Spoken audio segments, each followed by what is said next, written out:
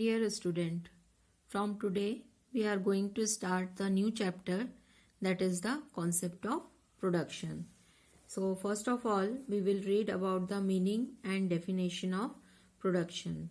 So normally production refers to the manufacturing of the product, but science believes that neither man can make anything nor can be destroy anything. He can only change the form of something. तो normally हम production word जब भी सुनते हैं तो उससे हम क्या समझते हैं, किसी भी चीज की मैन्युफैक्चरिंग हुई है।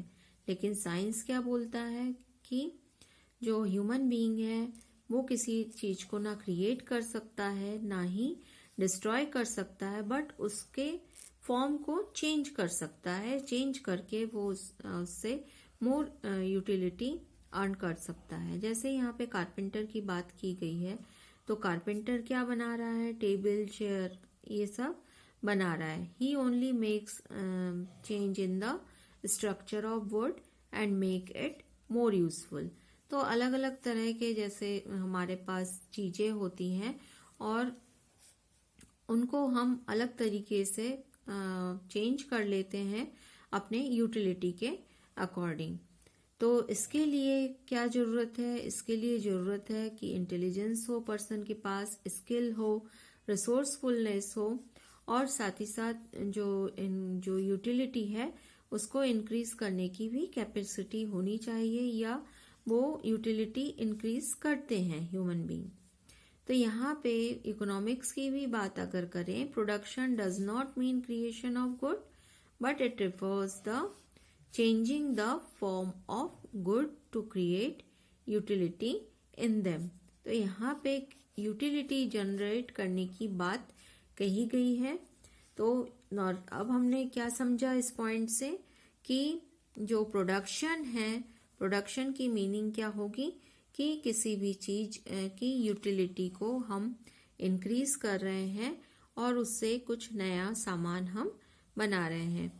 तो यहाँ पे कुछ डेफिनेशंस आप देख रहे हैं और उसके थ्रू हम कह सकते हैं, जैसे ये फेयरचाइल्ड ने कहा हुआ है, production consist of creation of utility in wealth. So it is essential to have following two things for production. First one is creation of utility, second one is creation of value और creation of economic utilities. तो यहाँ पे utility form करने की बात कही गई है, साथ ही साथ उसकी इकोनॉमिक यूटिलिटी क्या होगी इसको भी डिफाइन करने की बात कही गई है, जो मॉडर्न वेज में प्रोडक्शन का मीनिंग या डेफिनेशन प्रोवाइड करता है। नेक्स्ट हम देखेंगे difference between production and consumption. So production is the activity which creates utility while consumption is the activity which destroy the utility। इस चीज को समझें, प्रोडक्शन में क्या हो रहा है कि हम यूटिलिटी क्रिएट कर रहे हैं किसी भी चीज की, कि कौन सी चीज का क्या यूज है हम उसको बता रहे हैं, तो वो प्रोडक्शन में आएगा। लेकिन जो कंजम्पशन है, कंजम्पशन करने से हम क्या कर रहे हैं, हमारी यूटिलिटी डिस्ट्रॉय हो रही है। हमने पहले मार्जिनल यूटिलिटी के बारे में पढ़ा था।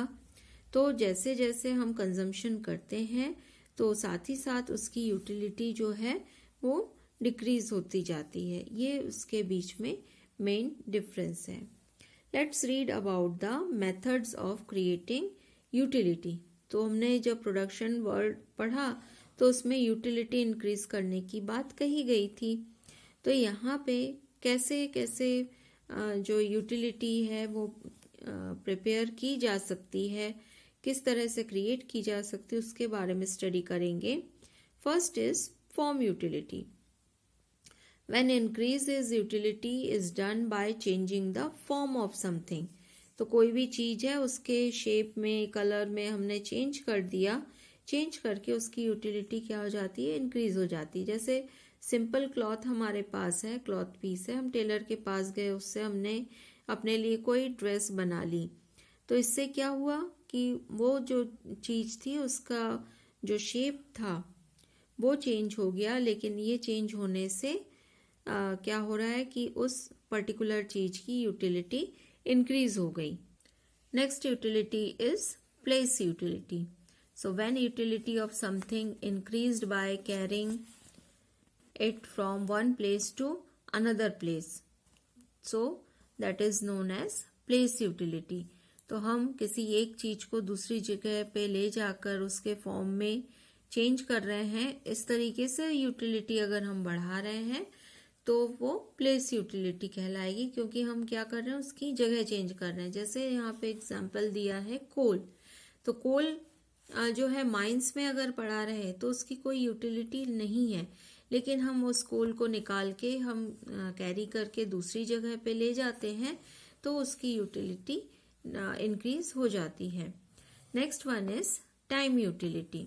सो several such things are there whose utility increased along with the passage of time. तो अगर जैसे हम लोग देखें कि राइस के बारे में यहाँ जैसे एग्जाम्पल दिया है, तो utility of new rice is lesser to compare of old rice. और in the same manner traders और cold storage owners stock the crops during the crop season, and if the crop do not arrive after some time they sell them because the utility of crops increase by that time.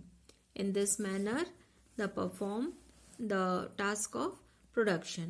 तो time utility का क्या दिया हुआ है कि time बढ़ने के साथ साथ यूटिलिटी इंक्रीज या डिक्रीज हो सकती है। जैसे यहाँ पे एग्जाम्पल राइस का दिया है, तो न्यू राइस से ज़्यादा यूटिलिटी ओल्ड राइस में होगी। साथ ही साथ क्रॉप सीजन में ये कोल्ड स्टोरेज का भी एक एग्जाम्पल दिया है कि मान लीजिए ये कई व्यापारी क्या करते हैं कि जब कोई चीज़ सस्ती होती है उसको परचेज करके स्टोर करके रख लेते हैं। जैसे ही उस क्रॉप की जो रेट्स हैं वो हाई होते हैं, इंक्रीज होते हैं, तब वो उसको सेल कर देते हैं। तो यहाँ पे टाइम यूटिलिटी की बात की गई है। Next one is possession utility. Possession utility means increase in utility by change in ownership or possession is known as production through changing possessions। तो एग्जाम्पल क्या दिया, when book move from the bookseller into hands of a student there is increase in the utility of book। बहुत अच्छा example दिया हुआ है, इस चीज को समझें कि बुक सेलर के पास बुक रखा हुआ है तो उसके लिए उसकी यूटिलिटी ज्यादा नहीं है, वो क्या करना चाहता है, सेल करना चाहता है।